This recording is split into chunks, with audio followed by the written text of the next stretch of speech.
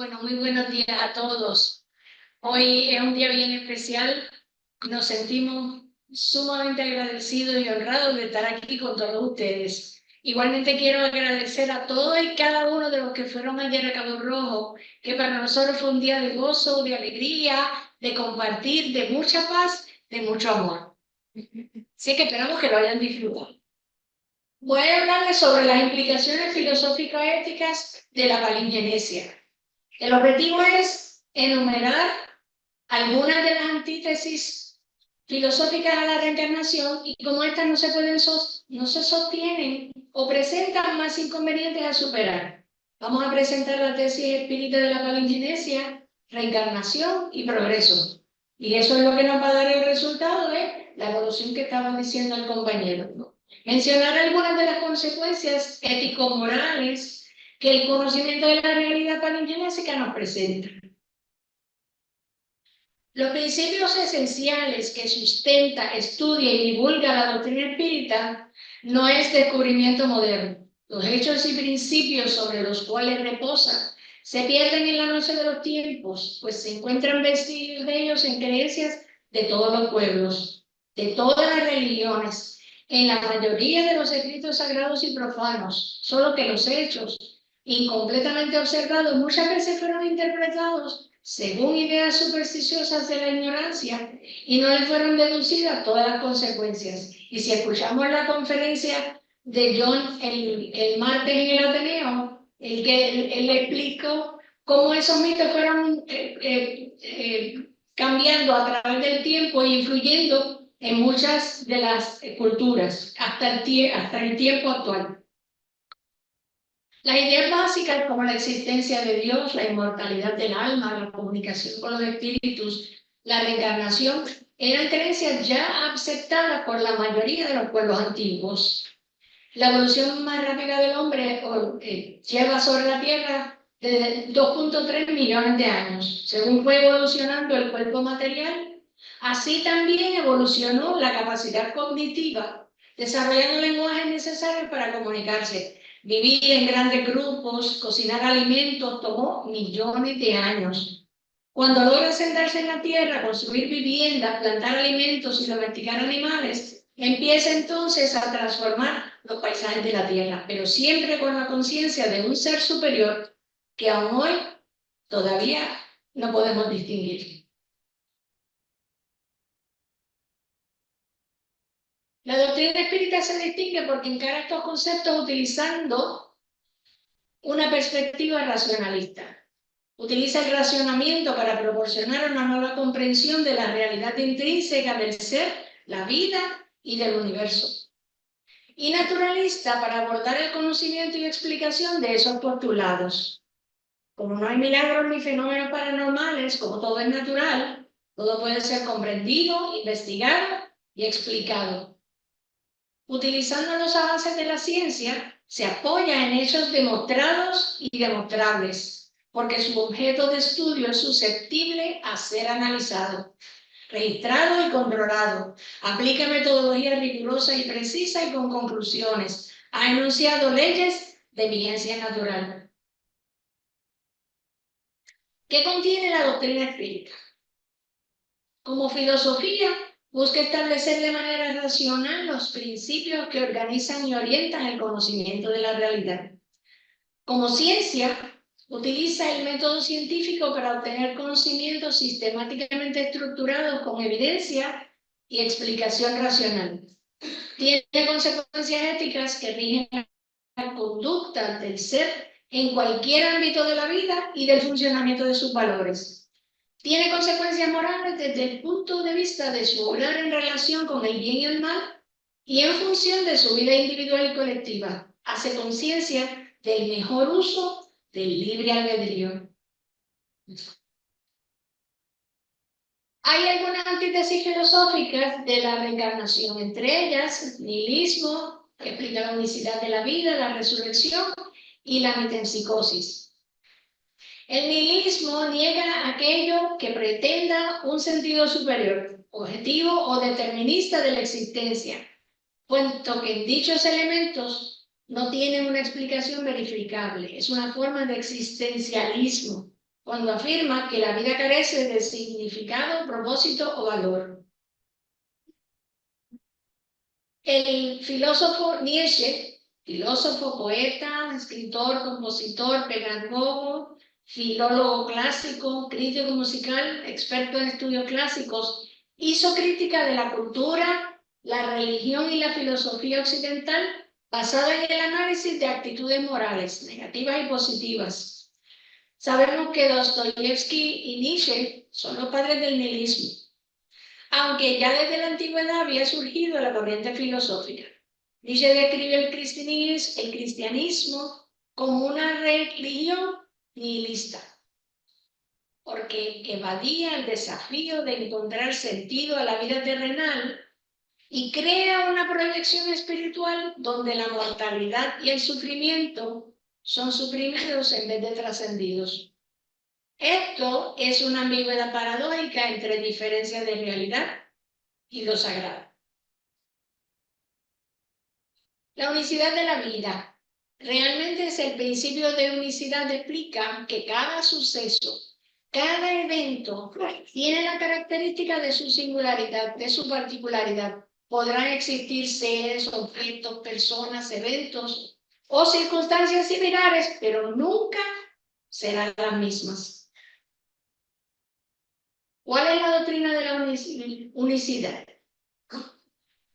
Se caracteriza por practicar la doctrina de la unicidad de Dios, es decir, que no creer en la Santísima Trinidad, considerar al Padre, Hijo y Espíritu Santo como manifestaciones del mismo Jehová. Y la esperanza cristiana de la resurrección. Una sola vida, un solo Dios. La doctrina espírita nos enseña que cada ser es único. Así que cada una de las experiencias que a diario vive cada ser podrán parecer iguales, pero cada uno tiene que aprender lo suyo y a su paso. ¿Qué sucede con lo que quedó inconcluso al terminar la existencia? ¿Dónde está la continuidad?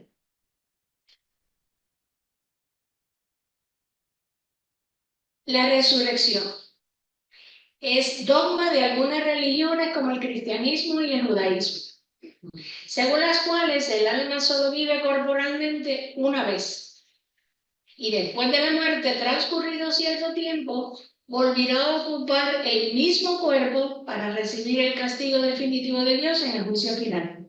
Así lo plantea la mayor parte de las religiones, ¿verdad? Según el concepto religioso, la resurrección es la reunión con el cuerpo en un estado inmortal, no estando ya sujeto a la enfermedad ni a la muerte. En la Biblia el término significa volver a la vida o reanimar como cuerpo físico, pero no aparece el concepto de unión de cuerpo y alma. Según la fe cristiana, tras la muerte, el alma se separa del cuerpo que se descompone y el alma se encuentra con Dios. Al final de los tiempos, esos cuerpos se levantarán y serán ocupados por las mismas almas para un juicio final cuyo resultado será que los buenos ganan la gloria y los malos van a sufrir pena por la eternidad, sin oportunidad de progreso. Queda cada uno comprender eso. Problemas que plantean estas corrientes de pensamiento. Si comparamos el nihilismo y la resurrección, el nihilismo nos habla de la unicidad de la vida, es una sola vida, nada tiene propósito ni sentido, no hay orden ni disciplina, no hay esperanza de progreso. En la resurrección hay una sola vida, el mismo cuerpo resucitará, los buenos ganan el cielo, los malos la eterna. No hay esperanza de progreso. La religión de mayor adeptos en el mundo es el cristianismo, que tiene unos 2.400 millones de adeptos. La religión de menor adeptos es el judaísmo, con un 0.2% del mundo identificándose como judío. En Asia, pues sabemos que el budismo, islamismo, hinduismo, judaísmo.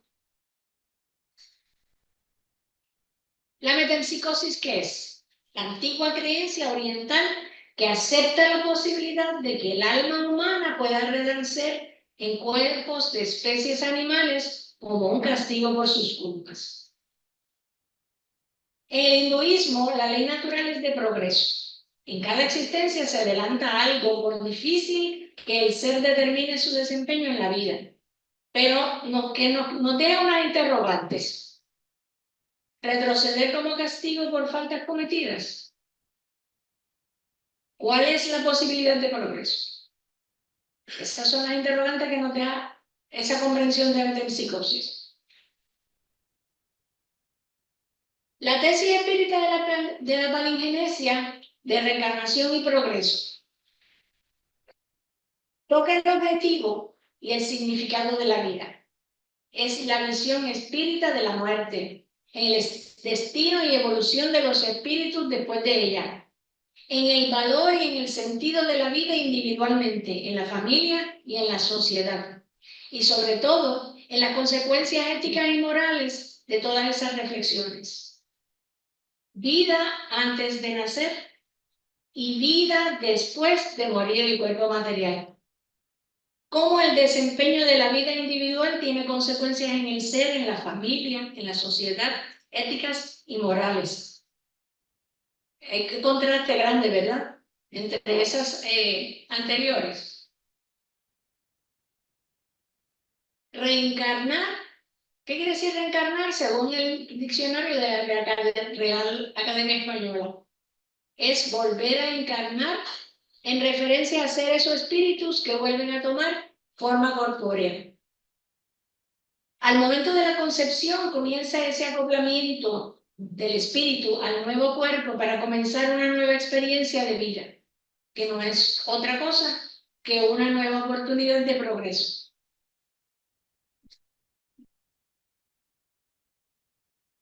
Es el retorno del espíritu a la vida corporal, a un cuerpo diferente en cada existencia, formado y constituido de acuerdo con las características psíquicas y biológicas predominantes en cada etapa de su proceso evolutivo.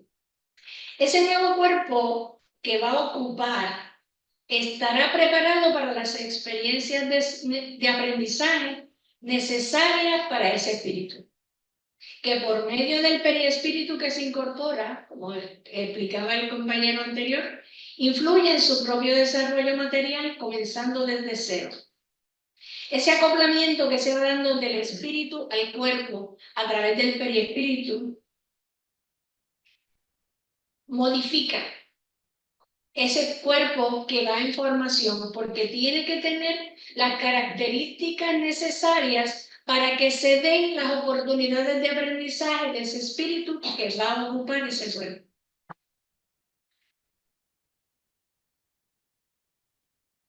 ¿Y cuál es el objetivo de la reencarnación?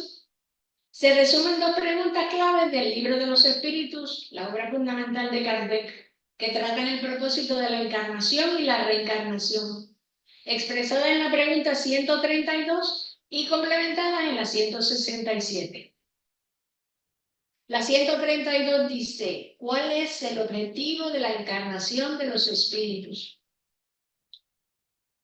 Los espíritus contestan, Dios se la impone con objetivo de hacerles llegar a la perfección. Para unos es una expiación, para otros una misión. Pero para llegar a la perfección tienen que sufrir todas las vicisitudes de la existencia corporal. En esto consiste la expiación, pero no es en el pago de deudas del pasado. Vamos a ver. ¿Cuál es el objetivo de la reencarnación? En la 167. Expiación, mejoramiento progresivo de la humanidad. Sin esto, ¿dónde estaría la justicia? No es para pagar deudas del pasado. Las equivocaciones son necesarias porque tenemos que repensar para corregir, para seguir adelante. Expiar es vivir todas las experiencias para progresar, aunque no nos gusten, porque sabemos que a veces tomamos decisiones difíciles, pero es necesario para nuestro adelantamiento. Es que tenemos que aprender a veces del modo más difícil. Tenemos que identificar cuál es la causa que retrasa el progreso. ¿Qué es lo que tengo que aprender? Cuando las cosas se ponen difíciles, que parece que nos cae el techo encima, no se va a caer. Es que tenemos que repensar, analizar, concienciar ¿Qué es lo que tengo que aprender? Reencarnación. La reencarnación tiene también otro objetivo y es el de poner al espíritu en disposición de cumplir su tarea en la obra de la creación, para cuya realización es que en cada momento, en cada mundo, toma el espíritu un instrumento de armonía con la materia esencial de ese mundo. Es así que, concurriendo para la obra general, el mismo progresa. Es un proceso de autodescubrimiento. Y en ese proceso nos equivocamos. Tratar de llegar a la perfección no ocurre en una sola existencia. Por eso, tenemos que reencarnar todas las veces que sea necesario para nuestro adelantamiento. Con el uso del razonamiento descubrimos ese yo interior que somos, que no es nuestro cuerpo material. Es entonces que con el uso del libre albedrío vamos haciendo los ajustes necesarios para nuestro progreso. El propósito es siempre el progreso de todos. ¿Cuáles son las consecuencias éticas, morales y sociales de la reencarnación? Rompe con la visión de culpa, el pecado y el premio para proponer al ser humano una jornada de transformación moral y social a través de descubrimientos, reflexiones, crecimiento, integración y acción. Esto está tomado del libro de los espíritus de las leyes morales. Nos permite reflexionar sobre los valores que orientan la moralidad en el ser humano, con relevantes consecuencias éticas. También tiene consecuencias morales, al discutir y proponer la mejora de las reglas que rigen las relaciones de la sociedad. Nos toca a nosotros, ¿verdad? Tratar de mejorarlo. Es con la ayuda mutua que se logra el progreso de la humanidad. De nada vale el conocimiento si no se pone en práctica. La rehabilitación del ser humano está en la reencarnación, en la cual se va creando la conciencia de la responsabilidad individual de avanzar en el camino, con la solidaridad, pensando, hablando y actuando en beneficio de los demás. La muerte natural de cada cuerpo es parte de esa justicia divina, porque es igual para todos. Debemos aprovechar al máximo cada oportunidad de vida. Las consecuencias en la sociedad como cuestión moral. La pena de muerte, que sabemos que se debe eliminar porque todo el mundo tiene una oportunidad de rectificar y enmendar. La poligamia, que debiera ser monogamia porque ahí tiene que haber respeto mutuo entre los cónyuges. La igualdad de derechos entre los hombres y mujeres porque todos somos iguales. El libre albedrío, que es la conciencia, tener la conciencia de la ley de causa y efecto, que todo lo que hacemos tiene una consecuencia. Límites entre lo necesario y lo superfluo. Adquirir lo necesario. La caridad, ayudar a todos por igual, sin esperar nada a cambio. Y la solidaridad, procurar siempre el bien para todos. El desarrollo moral, la estructura de los valores ético-morales del espíritu es el elemento más relevante de la visión social reencarnacionista. Crea condiciones para que el espíritu mejore en cada nueva oportunidad, para que haya más bondad, buena fe, benevolencia y generosidad. Es necesario conocer las bases de la doctrina para poder aquilatar el conocimiento que contiene con el propósito de mejoramiento de la humanidad. Pero este conocimiento continúa avanzando según progresan los descubrimientos científicos. Es por eso que es tan necesario el proceso de educación de la doctrina espírita, de modo que podamos ponerla en práctica en las circunstancias actuales de cada uno de nosotros. Todos vivimos circunstancias diferentes, cada uno en su propio nivel evolutivo, pero con el mismo propósito, ser mejores seres humanos.